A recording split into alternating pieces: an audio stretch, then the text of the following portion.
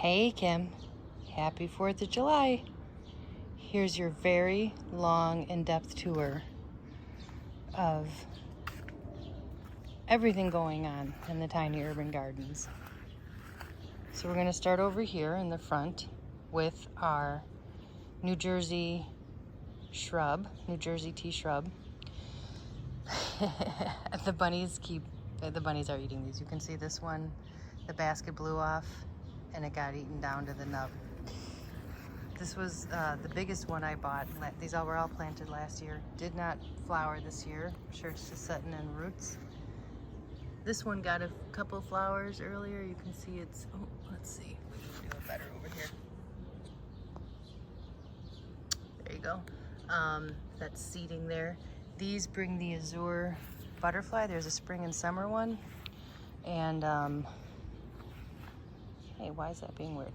Anyway, we did have little tiny blue azure butterflies, so it's doing its job. And then over in this little corner, we have our first blooms of the Michigan lily. Oh, let's see if we can get a nice focus. There we go. There's our Michigan lily. And there's our those smooth phlox next to it, and American germander behind it, that are all blooming right now. The Michigan lily was planted in 2022. 4 of them. You can see a couple more plants down here, but I only got one bud, and luckily it bloomed. Hello, bumblebee. We got some more American germander back there, and then look at my petunias, my smooth petunias, really filling out. Really, no buds yet. It doesn't get a lot of sun up here, but oh, and look at these, how pretty the seeds are for the Penstemon digitalis, or the, I don't even know, what is it, the beer tongue is the common name. Such a strange common name. And then we have the Joe Pye weed that will be opening soon. That's, I don't know, about 6 feet tall right now. And then over here, all the Clematis virginiana that's growing in, that I've tried to trim back, but you know, I gotta figure out how to manage it better. Anyway, let's go to the backyard. There's a lot more going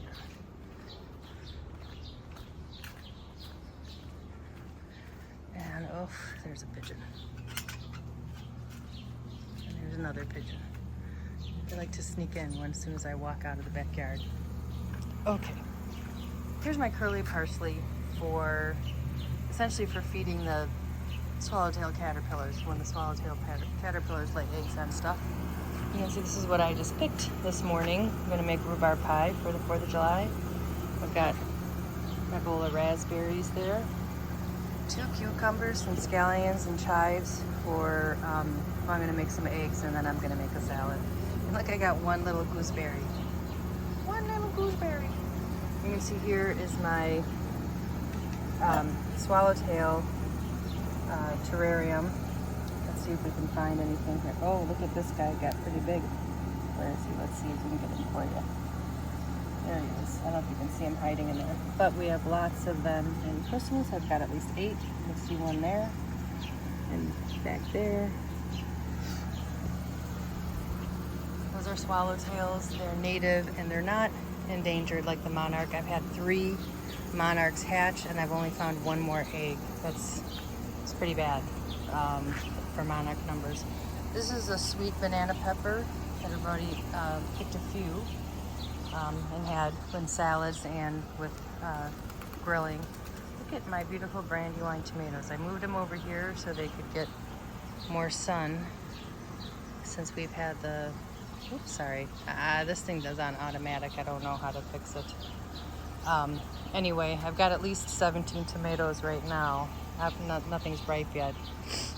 Oh, and look at our little bumblebee. This is a brown belted bumblebee on the, hello. Anyway, here's the cucumber plants, and you saw I already had picked 2 cucumbers there on the table. Seems like it's doing fairly well. We've got more milkweed. Here's let's get a little better image of the secret garden. It's going to be covered probably in a couple weeks. Things are going along nicely in here. And then we've got our pole beans here. I have put this here, trying to keep the newborn swallow house sparrows from, you know, they start eating the leaves, and then I don't get beans.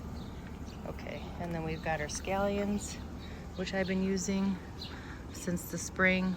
And looking here, we've got some little tiny carrot. I don't know if we'll get, I'm trying something different. I only had a few seeds, so I thought, why not? And then in here, I've got blue flag irises I planted. Oh, look at this. Let's see if we can get it here. This is the cardinal flower. I'm gonna get some blooms soon, which is really exciting. And then in here, gosh, I don't even know if I can get to it with all the stuff. This really leafy, thin leafy guy here with, let's see. Oh, it's about to bloom. That's mountain mint. All right, guys, and then this is where I just jumped a bunch of chive and scallion seeds earlier in the beginning of the summer. See what I could get growing, then I can transplant it or put it in pots and give it to others. And then here's the sweet pea currant tomatoes that I have grown every year but didn't plant any seeds. I didn't buy any this year, and these just were growing by themselves, so we'll see what happens there. Here's my gooseberries, which, you know, I just picked one, but you can see back there, got a nice clump of them. And back there, there's another nice clump. Not really sure how these guys operate as far as, I have to trim this better and figure out what kind of branches I'd like to grow on, if it's second year or third year branches. This is my little perennial garden from the beginning, what I had going here. So you can see the chives. This is where I just picked the rhubarb. Here's the blueberry bush. And the blueberries are just starting to ripen. You can see a couple of them there. There's one down there that's blue, getting blue. And then, let's see, you can see, here's my little bee bath. Okay, it's gonna be a long one, I told you. Now, see, I have all these little asters here that the rabbits ate, and I don't mind them eating them up in the front because I don't want it right in the front, but then I have some a little further back, and it was tall, and they just annihilated it, so I just put up a little fence and hope that grows. Here's my golden Alexander. That's the native plant of the swallowtails. It's their host plant. They lay eggs on. You see we got more common milkweed. We got the bee balm that the bees really love, but look, we got the bee, the bumblebee, on our purple coneflower. I think that's also a brown belted, but I can't tell because I didn't get a good look at it. A lot of, oh, and then this is the poppy mallow that didn't flower, but I planted it last year, so maybe it needs to set down some roots. And then look at what opened today. These are called, their common name is phlox. Not really sure why I got that common name, but whatever. Then we've got the annual fleabane that just, whew, the bees are really digging it, the little bees especially. Let's see what we got in here. We got an earwig in there. They like to hang out in, come on, let's focus on the milkweed in between, in there, snuggling tight. Got a lot of nice purple coneflower. We got a lot of bees all over the bee balm and the coneflower. And let's see what else we got going here. Oh, we got this is a butterfly weed that'll have orange flowers on it. Did not bloom this year. And there's another little bit of it here. It looks like somebody snipped at it a little bit. And then this, which is the sundrop. Nothing's blooming now, but they have these really primrose. It's in the primrose family, which usually blooms at night. But I think that's just done for the year. This is brown-eyed Susan. How tall it's gotten. It looked like I had like 3 or 4 of them over here, but I think the rabbits ate them. Because that's how the rabbits are. Oh yeah, look at this. See that stem right there? Oh, hello leaf. stem. Yep. So that's at least one that they got, but I know there were a couple smaller ones and they got them. I'm trying to share, but you know, it's hard. This is the Ohio spiderwort, just looking all raggedy now. It's not blooming anymore. And this is the blue-stemmed, Canadian blue-stemmed goldenrod, which is flopped over here. I was just thinking of leaving it. I don't know. And that's the wild indigo, wild blue indigo, which has been here for 3 years and has never bloomed, which makes me sad. I don't know if the soil's too fertile or too wet, or I'm not really sure what goes on with that. Anyway, let's look at the raspberries. Look at right here. I've got, these are first canes, first year, so they'll bloom in the fall. As you can see, this is where I've been picking all my raspberries. I got a lot of raspberries, which has been awesome and amazing.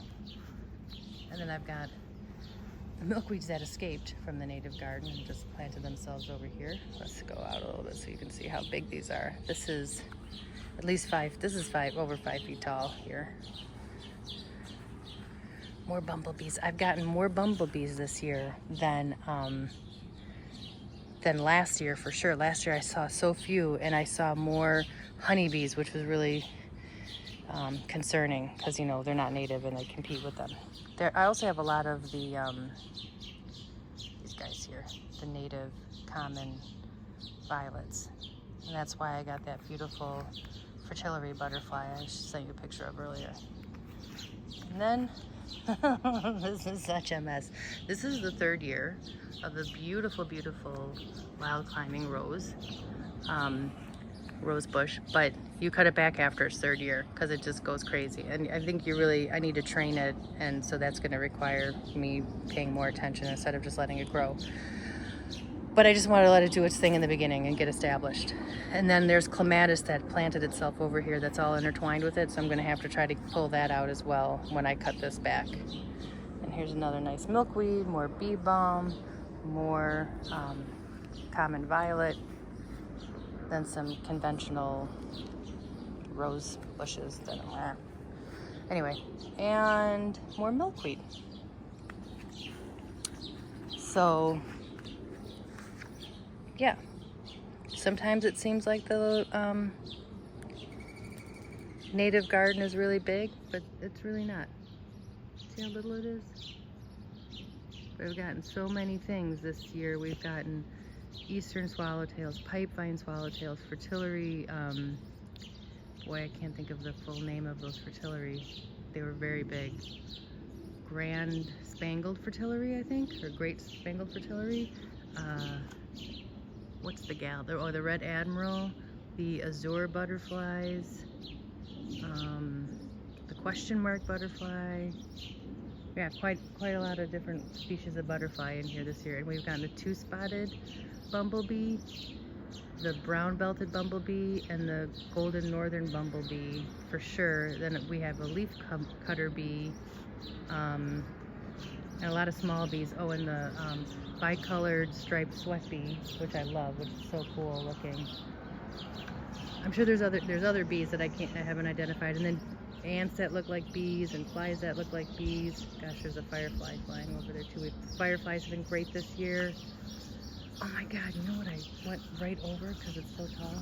Sorry, see, I told you it was gonna be long.